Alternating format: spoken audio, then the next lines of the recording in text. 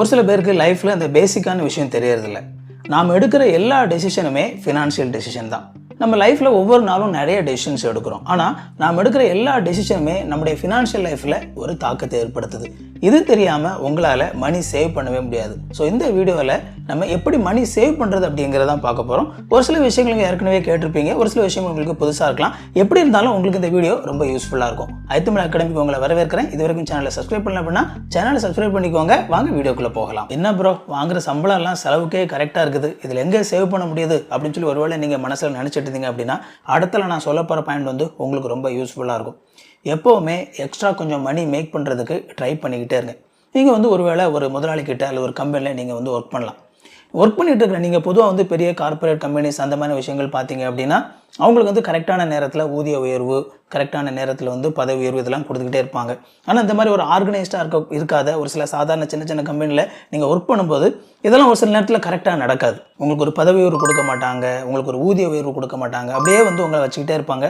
முடிஞ்ச அளவுக்கு குறைஞ்ச சம்பளத்தை கொடுத்து உங்கள்கிட்ட வந்து எவ்வளோ வேலையை அதிகமாக வாங்குறது அப்படின்னு சொல்லி தான் பிளான் பண்ணுவாங்க. ஆனால் நீங்கள் எப்போவுமே உங்கள் சைடில் இருந்து நீங்கள் செய்கிற வேலைக்கு தகுந்த ஊதியம் உங்களுக்கு கிடைக்குதா அப்படிங்கிறத உறுதிப்படுத்துங்க. முதலாவது உங்களுக்கு ஊதிய உயர்வு தேவை அப்படின்னா உங்களுக்கு நீங்கள் வேலை செய்கிற அந்த முதலாளிகிட்ட அல்லது கம்பெனியில் நீங்கள் வந்து நம்மள வருஷமாக இதில் வேலை செய்கிறேன், எனக்கு வந்து சம்பளத்தை அதிகப்படுத்தி கொடுங்க அப்படின்னு சொல்லி நீங்கள் கேட்கணும். நிறைய பேர் வந்து இந்த மாதிரி கேட்கறதில்ல. அதுக்கு காரணம் என்ன அப்படின்னா, நான் நிறைய பேர் பார்த்துருக்கேன். இந்த மாதிரி ஒர்க்கர்ஸ் நிறைய பேர் வந்து இந்த மாதிரி முதலாளிகளுக்கு இந்த மாதிரி வந்து ஒரு எமோஷனலாக ஒரு அடிக்டாக இருப்பாங்க. நிறைய முதலாளிகளே இந்த ட்ரிக்கை யூஸ் பண்ணுவாங்க. அதாவது தங்களுக்கு ஒர்க் பண்ணுறவங்களை வந்து ஒரு எமோஷனலாக அவங்களை அடிக்ட் பண்ணி ஒரு மாதிரி வச்சுருப்பாங்க. சம்பளத்தெல்லாம் கூட்டி கொடுக்க மாட்டாங்க, ரொம்ப பாசமாக இருக்கிற மாதிரி அந்த மாதிரிலாம் வந்து காட்டிக்கிட்டு ஒரு மாதிரி தங்களுடைய கண்ட்ரோலில் வச்சுருப்பாங்க. இந்த மாதிரி நீங்கள் எமோஷனல் அடிக்டாக இருந்தீங்க அப்படின்னா தயவுசெய்து அந்த மாதிரி இருக்காதீங்க.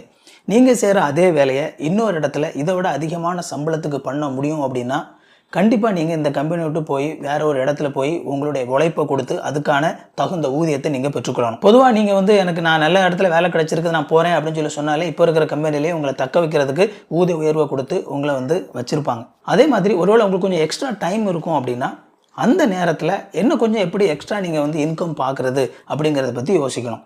கொஞ்சம் நீங்கள் உட்காந்து உங்களுக்கு இருக்கிற வாய்ப்புகள் என்ன, உங்களுக்கு இருக்கிற திறமைகள் என்ன, அல்லது உங்களுக்கு இருக்கிற சூழல்கள் என்ன, இதில் எந்த விதத்தில் நான் இன்னும் கொஞ்சம் எக்ஸ்ட்ரா இன்கம் ஏர்ன் பண்ண முடியும் அப்படிங்கிறது நீங்கள் கொஞ்சம் உட்காந்து திட்டமிட்டாலே உங்களால் கண்டிப்பாக இன்னும் ஒரு சில வழிகளை கண்டுபிடிக்க முடியும். உதாரணத்துக்கு என்ன எடுத்துக்கிட்டிங்கனாலே யூடியூப் வந்து என்னுடைய மெயின் ஜாப் கிடையாது.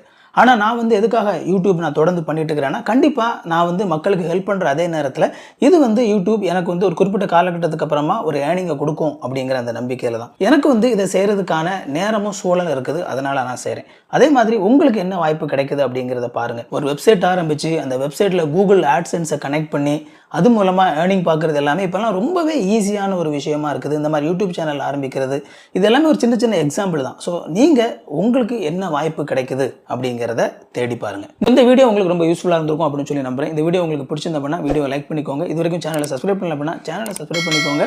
உங்களுக்கு நோட்டிஃபிகேஷன் வேணும்னு நினச்சிங்க அப்படின்னா பெல் பட்டனை கிளிக் பண்ணிக்கோங்க. இன்னொரு சூப்பரான வீடியோவில் சந்திப்போம் friends. Thank you. God bless you.